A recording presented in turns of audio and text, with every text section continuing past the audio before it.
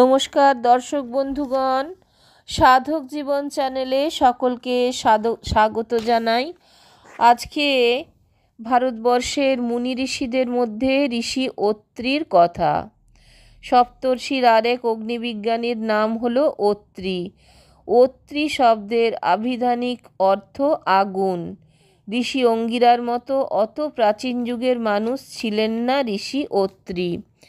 বাল্মীকির লেখা রামায়ণের পাতায় অত্রি ঋষি সম্পর্কে বেশ কিছু কাহিনী প্রচলিত আছে।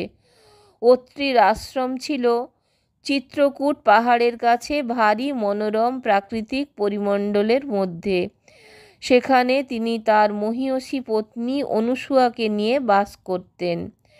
রাম, সীতা এবং লক্ষ্মণকে সঙ্গে নিয়ে দণ্ডকারণ্যের পথে এগিয়ে চলেছেন।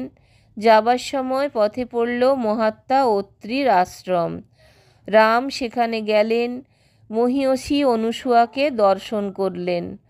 যখন রামচন্দ্র অত্রির আশ্রমে গিয়ে জোড় হাতে তাকে বন্দনা করেছিলেন, তখন বৃদ্ধ ঋষি রামের সাথে পুত্রবৎ ব্যবহার করেন।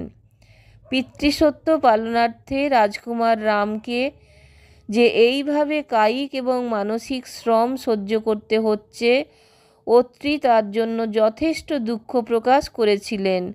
শুধু তাই নয়, তিনি যথাযোগ্য অতিথি সৎকার করেন। লক্ষ্মণ এবং সীতা যে স্বইচ্ছায় রামের অনুগামী হয়েছেন, সেজন্য যথেষ্ট সন্তোষ প্রকাশ করেন। কথায় কথায় অত্রি বলেছিলেন, এটাই হলো ভারতীয় সামাজিক নিয়মনীতির বংশের পরম্পরা। জ্যেষ্ঠ ভ্রাতাকে কনিষ্ঠ ভ্রাতা অনুসরণ করছে। এই দৃষ্টান্ত আমাদের মনের মধ্যে এক উজ্জ্বল দীপ শিখা স্বরূপ প্রজ্বলিত থাকবে। পতি অনুগামিনী পত্নী সমস্ত দুঃখ কষ্টকে হাসি মুখে মেনে নিচ্ছেন।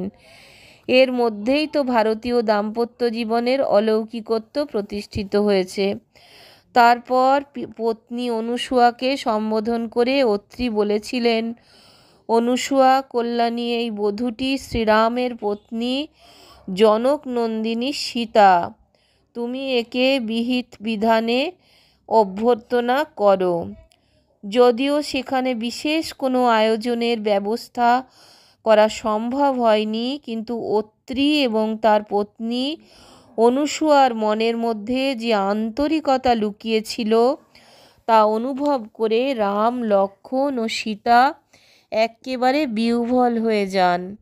নিজের পত্নী সম্পর্কে অত্রি যথেষ্ট অহংকার বোধ করেন। রামের কাছে অনুসূয়ার পরিচয় জ্ঞাপন করতে গিয়ে তিনি বলেছেন, ইনি হলেন ধর্মচারিণী অনুসূয়া। 10 বছর অনাবৃষ্টিতে লোকেরা নিরন্তর দগ্ধ হবার সময় নিয়ম নিষ্ঠা সম্পন্না এই অনুসূয়া কঠোর তপস্যা বলে ভাগীরথীর উদ্ভব সাধন করেছিলেন। তাই পৃথিবী খরার হাত থেকে রক্ষা পায়, ফলে ফুলে শোভিত হয়ে ওঠে। বৎস রাম, এই অনুসূয়া 10 সহস্র বছর ধরে গুরুতর তপস্যা করেন। তার ফলে ঋষিদের সমস্ত তপবন প্রাকৃতিক বিপর্যয়ের হাত থেকে মুক্তি পেয়েছে। এখন আর কোনো বাধা বিঘ্ন এসে ঋষিদের জীবনকে অতিষ্ঠ করতে পারে না। শুধু তাই নয়, অনুসূয়া দেবতাদের কার্য সাধনের জন্য 10 রাত্রিকে 1 রাত্রি করে পূজা করেছিলেন। এই সব কারণের জন্য আমরা সকলে অনুসূয়াকে মাতৃবৎ পূজনীয়া হিসাবে ঘোষণা করে থাকি। রাম, তোমার ভার্যা বৈদেহী এখন এই বৃদ্ধা তপস্বিনীর কাছে যাবে। অনুসূয়ার আশীর্বাদ তার বনের গ্লানিকে অনেকাংশেই দূরীভূত করবে। এই প্রসঙ্গে মার্কণ্ডেয় পুরাণের 16 অধ্যায়ের ওপর আলোকপাত করা যেতে পারে। সেখানে এই কাহিনীটি রূপকভাবে বর্ণিত হয়েছে। প্রতিষ্ঠাননগর অর্থাৎ প্রয়াগে কোনো এক কৌশিকভৃত্য ব্রাহ্মণ ভার্যাসহ বাস করতেন। পূর্বজন্মে তিনি এমন কিছু পাপ কাজ করেছিলেন, যার ফলে এ জন্মে তাকে দুরারোগ্য কুষ্ঠব্যাধিতে আক্রান্ত হতে হয়। বাঁচার আশা তখন আর একদমই ছিল না। মান্ডব্য নামে একজন ঋষি তার ওপর কুপিত হয়ে তাকে অভিশাপ দিয়েছিলেন যে সূর্যোদয়ের সঙ্গে সঙ্গে তিনি প্রাণ ত্যাগ করবেন। এই কুষ্ঠরোগীর স্ত্রী ছিলেন সাধ্বী এবং পতিব্রতা। তিনি ঋষি মান্ডব্যের এই কথা শুনে সঙ্গে সঙ্গে বলে উঠেছিলেন, আমি জানি সূর্য আজ আর উঠবেন না। তখন থেকে আকাশের পর পর 10 দিন সূর্যদেবের আবির্ভাব ঘটেনি। সূর্য না থাকলে পৃথিবীর স্বাভাবিক প্রাণ প্রবাহ একেবারে স্তব্ধ হয়ে যাবে। ধরণী তখন ধ্বংসের পথে এগিয়ে গেছে। ব্রহ্মার শরণাপন্ন হলেন দেবতারা। এখন কি করা যায়? ব্রহ্মা তাদের উপদেশ দিয়েছিলেন অবিলম্বে অত্রির পত্নী অনুসূয়ার শরণাপন্ন হতে। দেবগণ অত্রিজয়ার শরণাপন্ন হলে তিনি সূর্যকে আগের মতো উদিত হতে বললেন। সূর্যোদয়ে মৃত কৌশিক ব্রাহ্মণকে রোগমুক্ত করে পুনরুজ্জীবিত করলেন। এইভাবে অনুসূয়ার দ্বারা ব্রাহ্মণ পত্নীর বৈধব্য নাশ হয়েছিল। শুধু তাই নয়, তিনি দেবগণের কার্যোদ্ধারে সাহায্য ও সহযোগিতা করেছিলেন। তার পাশাপাশি ব্রাহ্মণের শপথও রক্ষিত হয়েছিল। এই ঘটনাবলীকে যদি আমরা বৈজ্ঞানিক অভিচেতনার দ্বারা বিশ্লেষণ করতে চাই, তাহলে বুঝতে পারব যে অত্রিপত্নী অনুসূয়া সূর্য বিজ্ঞান সম্পর্কে যথেষ্ট পারদর্শিনী ছিলেন। তিনি দীর্ঘদিনের সাধনায় এমন কিছু অলৌকিক শক্তি লাভ করেন, যার ফলে এই আপাত অবিশ্বাস্য ঘটনাটি সার্থকভাবে ঘটিয়েছিলেন। এছাড়া সূর্যরশ্মির প্রয়োগে যে কুষ্ঠ ব্যাধির আরোগ্য হয়, এই রূপক গল্পটির মধ্যে তার প্রচ্ছন্ন ইঙ্গিত আছে। অনুসূয়া 10,000 বছর ধরে কঠিন তপস্যা করেছিলেন বলে যে গল্প প্রচলিত আছে, তার বিশ্বাসযোগ্যতা সম্পর্কে আমাদের মনে নানা প্রশ্নের উদয় হয়। কারণ সেই সময় লেখা একাধিক স্তোত্রপাঠ করলে আমরা বুঝতে পারি তখনকার দিনে মানুষের আয়ু ছিল মোটামুটি 100 বছর। ভগবান অত্রির কাছ থেকে এমন কথা শোনার পর রামচন্দ্র গেলেন অত্রির কাছে, সঙ্গে সীতাদেবীকে নিলেন। তিনি সীতাদেবীকে উদ্দেশ্য করে বলেছিলেন, বৈদেহী, মহর্ষি অত্রি যেসব কথা বললেন আশা করি তুমি তা শুনেছ।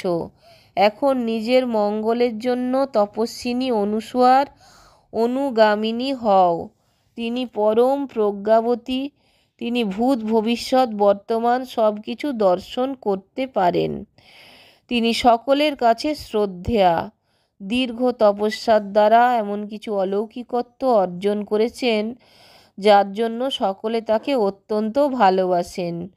তুমি অনতিবিলম্বে অনুসূয়া দেবীর শরণাপন্ন হও। সীতা রামচন্দ্রের আদেশ মতো অত্রিপত্নীর কাছে গিয়ে হাজির হলেন। অনেকক্ষণ ধরে চোখ বন্ধ করে তার বন্দনা করলেন। এই সময় অনুসূয়া বার্ধক্যের শেষ সীমায় পৌঁছে গিয়েছিলেন। জরা এসে তার সর্বাঙ্গকে প্রায় অবশ করে দিয়েছে।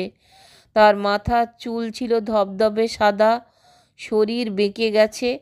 কম্পমান এই শরীরে আর কোনো বল নেই। তবু তিনি আদরের সঙ্গে সীতাকে গ্রহণ করে তার উদ্দেশ্যে প্রীতির সম্ভাষণ জ্ঞাপন করেছিলেন। সীতাকে নানা ধরনের দিব্য উপহার দিয়েছিলেন। আদর্শ নারী এবং আদর্শ পত্নীর কর্তব্য কী সে বিষয়ে একটি নীতিদীর্ঘ ভাষণও দিয়েছিলেন। অনুসূয়ার মুখ নিঃসৃত এই বাক্যগুলি শ্রবণ করে সীতাদেবী যথেষ্ট উপকৃত হন। সেদিন রাতে রাম, সীতা ও লক্ষ্মণ অত্রিমুনির আশ্রমেই ছিলেন। পরদিন সকাল হবার সঙ্গে সঙ্গে তারা দণ্ডকারণ্য অভিমুখে রওনা হন।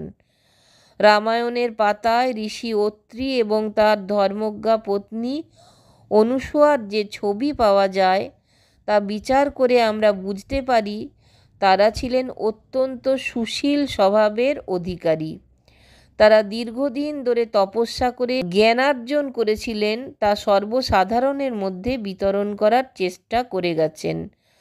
তাই বোধহয় সমস্ত দেশের মানুষের কাছে তারা ছিলেন অত্যন্ত শ্রদ্ধার আসনে আসীন। কিন্তু রামায়ণের পাতায় যে অত্রি মুনির কথা বলা হয়েছে, তিনি কি সপ্তর্ষিমণ্ডলের অন্যতম ঋষি? রামায়ণ যে সময় লেখা হয়েছিল সেই সময়সীমাটির ওপর আলোকপাত করলে মনে হয় ইনি বোধহয় সেই মহামুনি অত্রি। অত্রি ঋষিকে অঙ্গিরা, পুলস্ত, মরিচ, পুলহ প্রভৃতি ঋষিদের থেকে আধুনিক বলেই মনে হয়। ঋগ্বেদ এবং অন্যান্য পুরাণ গ্রন্থের পাতায় পাতায় অত্রি মুনির ভবিষ্যৎ উত্তরাধিকারীদের নাম লিপিবদ্ধ আছে। অত্রির পুত্র ও পৌত্রদের মধ্যে অনেকেই ঋষিত্ব লাভ করেছিলেন। তারাও জনমানসে যথেষ্ট প্রভাব এবং প্রতিপত্তি বিস্তার করেন। এদের মধ্যে ধৌম, সাবাস্য, সত্যশ্রবা প্রভৃতির নাম উল্লেখযোগ্য। তারা সকলেই ঋগ্বেদের পঞ্চম মণ্ডলের ঋষি। তারা অত্রি মুনির মহান আদর্শকে অনুসরণ করে স্বীয় বৌদ্ধিক বিকাশের পরিচয়ের দ্বারা যে সমস্ত সূক্ত রচনা করেছিলেন সেগুলিকে ঋগ্বেদের পঞ্চম মণ্ডলে সংকলিত করা হয়েছে। তারা মনে প্রাণে অত্রিকে অনুসরণ করার চেষ্টা করেন। তবে তারা যে সবাই অত্রির ভাবাদর্শকে মনে প্রাণে মেনে নিয়েছিলেন তা নয়। অনেকে নতুন পদ্ধতি এবং নতুন ভাবনার প্রতিষ্ঠা করে গেছেন। অত্রি ঋষি এবং তার উত্তর পুরুষেরা যে শুধুমাত্র দার্শনিক অভিজ্ঞান সম্পন্ন ছিলেন তা নয়, তারা ছিলেন মহান সমাজবিজ্ঞানী ও বাস্তববাদী। তাই বুঝতে পেরেছিলেন আর্য ও অনার্য জাতির মধ্যে কাঙ্ক্ষিত মিলন সমাপ্ত না হলে ভারতাত্মা কখনো শক্তিশালী হতে পারবে না। এই কারণে তারা জঙ্গলে, পাহাড়ে, পর্বতে গিয়ে একাধিক আশ্রম নির্মাণ করেন। অনার্যদের মধ্যে আর্য সভ্যতার দিক চিহ্নগুলিকে তুলে ধরার চেষ্টা করেন। এভাবে মহান ঋষি অত্রি ভারত সভ্যতা ও সংস্কৃতি বিকাশে উল্লেখযোগ্য অবদান রেখে গেছেন। কিন্তু এই আদর্শকে সকলের সামনে পৌঁছে দিতে গিয়ে তাকে প্রতিবন্ধকতার সামনে দাঁড়াতে হয়। বিরুদ্ধবাদীরা অনেক সময় তার দিকে শানিত ভাষায় আক্রমণ করেছেন, এমনকি তার প্রাণ সংশয় পর্যন্ত দেখা দিয়েছিল। ঋগ্বেদের প্রথম মণ্ডলের 112 সূক্তটি অঙ্গিরা ঋষির পুত্র কুৎস ঋষি রচনা করেন। এই সূক্তটি পড়লে আমরা অত্রি সম্পর্কে অনেক কথা জানতে পারি। আবার এই মহান গ্রন্থের প্রথম মণ্ডলে 116 সূক্তে অত্রির এই অসহায় অবস্থার কথা উল্লেখ করা হয়েছে। ওই সূক্তে অশ্বিনী কুমারদ্বয়কে স্তুতি করা হয়েছে। তারা তাদের অলৌকিক শক্তি বলে অত্রিকে শত্রুদের হাত থেকে রক্ষা করেছিলেন। ওই সূক্তটির সরল অনুবাদ হলো এই রকম: তোমরা তোমাদের শক্তি দ্বারা হিম উৎপাদন করেছ, তাই অত্রির চারপাশে দীপ্যমান অগ্নি নির্বাপিত হয়। তোমরা অসহায় অত্রিকে অন্নযুক্ত খাদ্য দিয়েছিলে। হে অশ্বিনী কুমারদ্বয়, অত্রির অবনত মুখ আলোকশূন্য কারাগার কক্ষে প্রক্ষিপ্ত হয়েছিল, তোমরা তাকে সেখান থেকে উঠিয়েছিলে। অত্রির ওপর এই অমানবিক অত্যাচার করে অসুররা। তারা ওই ঋষিকে শতধা পীড়া যন্ত্রগৃহে ঢুকিয়ে দেয়, তার চারপাশে তুষের আগুন জ্বালিয়ে দেয়। অসহায় অত্রি মৃত্যুভয়ে ভীত হয়ে অশ্বিনী কুমারদ্বয়কে স্তব করতে থাকেন। অশ্বিনী কুমারদ্বয় এসে জল ছিটিয়ে সেই আগুন নিভিয়ে দিয়েছিলেন। তারপর অত্রিকে ওই গৃহ থেকে বাইরে বের করে আনেন। অনেকে আবার এটিকে এক উপমাসূচক গল্প হিসাবে ধরে নিয়েছেন। তারা বলেন এটি হলো গ্রীষ্ম ও বর্ষাকাল সম্পর্কিত একটি উপমা মাত্র। অগ্নিময় স্থান হলো গ্রীষ্ম, যখন এক ফোঁটা বৃষ্টিকণা থাকে না, আর জল সিঞ্চনের মাধ্যমে বর্ষার জলকণার কথাই বলা হয়েছে। অত্রিকে আমরা সূর্যবংশীয় এক মহান ঋষি হিসাবে চিন্তা করতে পারি। তিনি ছিলেন সভ্যতা এবং সংস্কৃতির প্রচারক। তাহলে কেন তাকে হত্যা করার চেষ্টা করা হয়েছিল? ওই অসুররা ছিলেন নবাগত চন্দ্রবংশীয় আর্যরা। পূর্বাগত সূর্যবংশীয় আর্যদের ওপর তারা দারুণ হিংসা করতেন। এই দুই জাতির মধ্যে দীর্ঘকাল ধরে মারাত্মক যুদ্ধ চলেছিল। অত্রির এই খ্যাতি এবং প্রতিভা দেখে নতুন আর্যরা তার প্রতি ঈর্ষান্বিত হয়ে ওঠেন। তাই তারা যে করে হোক অত্রিকে হত্যা করতে চেয়েছিলেন। এই উপাখ্যানটি পড়লে আমরা ইতিহাসের এক পুরনো ঘটনার কথা জানতে পারি।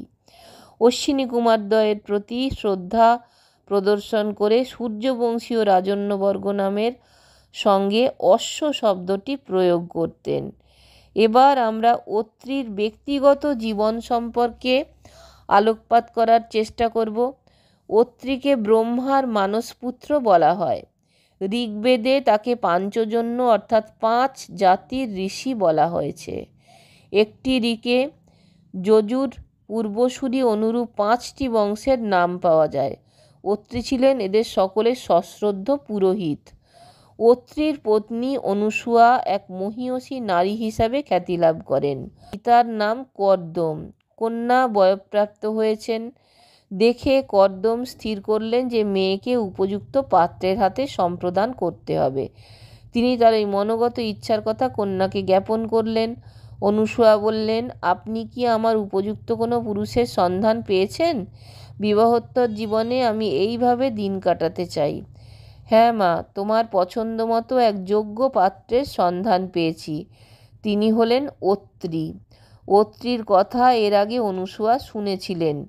অত্রি নিজের কর্তৃত্ব সম্পর্কে এতটাই সচেতন ছিলেন যে সামান্য বিচ্যুতি দেখলে তিনি ক্ষুব্ধ হতেন। এই ক্রোধ সংবরণের জন্য একবার অশ্বিনী কুমারদ্বয়কে পর্যন্ত হস্তক্ষেপ করতে হয়েছিল। কুমারী অবস্থায় অনুসূয়া মনে মনে অত্রিকেই তার সারা জীবনের সঙ্গী হিসাবে স্থির করেছিলেন। অনুসূয়া এই কথা শুনে বললেন, হে পিতা, আপনার এই নির্বাচন সম্পর্কে আমার বলার কিছুই নেই, কিন্তু এই সব কর্তৃত্ববান ব্যক্তিরা প্রায়ই তরঙ্গের মতো উচ্ছল হয়ে থাকেন। তবুও তাকে আমি পতি হিসাবে বরণ করতে চাই। কন্যার সম্মতি পেয়ে কর্দম ঋষি গেলেন অত্রির সঙ্গে দেখা করতে। সেই সময় অত্রি কয়েকজন বিদ্যার্থীর সঙ্গে বসে শাস্ত্র আলোচনা করছিলেন। দূর থেকে সেই আলোচনা শুনে কর্দম খুবই প্রসন্ন হলেন। অত্রি সম্পর্কে তিনি অনেক কথা শুনেছিলেন, আজ স্বচক্ষে তা দেখতে পেলেন। তিনি বুঝতে পারলেন তার এই নির্বাচন সঠিক হয়েছে। অন্যদিকে অত্রি ও ঋষি কর্দমের জ্ঞান, তেজ এবং অধিকারবোধ সম্পর্কে অবহিত ছিলেন, তাই তিনি কর্দমবার জন্য আসন দিলেন। অত্রি বললেন, যিনি আহ্বান করলেন স্বয়ং বিষ্ণু উপস্থিত হন এমন এক ব্যক্তি আজ আমার আশ্রমে এসে পদধূলি দিয়েছেন। এ আমার পরম সৌভাগ্য। কিছুক্ষণ কথাবার্তা বলার পর কর্দম তার ইচ্ছার কথা অত্রিকে জানালেন। বললেন, তিনি যদি বিবাহ করতে চান তবে আমার একটি প্রার্থনা ছিল। অত্রি বললেন, আপনি বলুন, আপনার আদেশ। আপনার আদেশ সবসময় আমি পালন করার চেষ্টা করব। আমার কন্যা অনুসূয়া অত্যন্ত তেজস্বী, বুদ্ধিদীপ্ত এবং তোমার উপযুক্ত। আমার ইচ্ছা তুমি এই কন্যার পানি গ্রহণ করো। অত্রি বললেন, আপনার এই আদেশ আমার শিরোধার্য। এবার যোগ্য লগ্নে অত্রি অনুসূয়ার সঙ্গে বিবাহবন্ধনে আবদ্ধ হয়েছিলেন। অত্রি ও অনুসূয়ার মতো দুই প্রতিভাবান ব্যক্তির মিলিত প্রয়াসে তখনকার দিনে সমাজে এমন এক নবজাগরণ দেখা দিয়েছিল যে সংস্কারাচ্ছন্ন রাজা খুব ভয় পেয়ে গিয়েছিলেন। তিনি অত্রিকে বন্দি করে কারাগারে নিক্ষেপ করেন। অত্রি রুদ্ধ কারার অন্তরালে থেকেও রাজার অন্যায়, অবিচার, অত্যাচারের বিরুদ্ধে তার প্রতিবাদ জানিয়ে গেলেন। অত্রির সমর্থনে এত বেশি মানুষ এসেছিলেন যে শেষ পর্যন্ত রাজা বাধ্য হয়ে তাকে কারাগার থেকে মুক্তি দেন। এই ব্যাপারে অত্রিকে সাহায্যের জন্য অশ্বিনী কুমারদ্বয় এগিয়ে এসেছিলেন। শেষ পর্যন্ত লোকশক্তি জয়যুক্ত হলো। অর্থাৎ অত্রি হলেন প্রাচীন ভারতের গণতন্ত্রের এক অন্যতম প্রবক্তা। এর কিছুদিন বাদে আবার একটি ঘটনা ঘটল। সেদিন ছিল অমাবস্যা। দুপুরবেলা হঠাৎ সূর্য নিস্তেজ হয়ে পড়ল। মৃদুমন্দ বাতাস বইতে লাগলো। অসময়ে এমন রাত্রির মতো অবস্থা কেন? কর্মচঞ্চল মানুষ খুবই ভীত সন্ত্রস্ত হয়ে পড়ল। অনেকে ভাবল এজন্য অত্রি দায়ী। অত্রি কেন জেনে শুনে রাজার বিরুদ্ধাচরণ করেছিলেন, তাই হয়তো সূর্যদেব ক্ষুব্ধ হয়েছেন। অত্রিকে তখন তারা নিজেদের ক্ষোভ এবং দুঃখের কথা জানায়। অত্রি বললেন, তোমরা ভুল বুঝেছ। এ প্রকৃতির কোনো ক্ষোভ নয়, এ হলো সূর্যগ্রহণ। 3.25 ঘন্টা বাদে সূর্য আবার আগের মতো আলো দেবেন। লোকেরা কিন্তু অত্রির কথা মানতে রাজি হলো না, কারণ তারা সূর্যগ্রহণ সম্পর্কে কিছুই জানত না। তারা প্রশ্ন করল, আপনার মতে এটা যদি সূর্যগ্রহণ হয় তাহলে বলুন আবার কবে মধ্যদিনে আঁধার নেমে আসবে? অত্রি সঙ্গে সঙ্গে আঁখ কষতে বসলেন। কাল গণনা করে সূর্যগ্রহণের সময় বলে দিলেন। তার এই গণনার কথা কেউ বিশ্বাস করল না। তবু অনেকে পরবর্তী সূর্যগ্রহণের জন্য অপেক্ষা করতে লাগলো।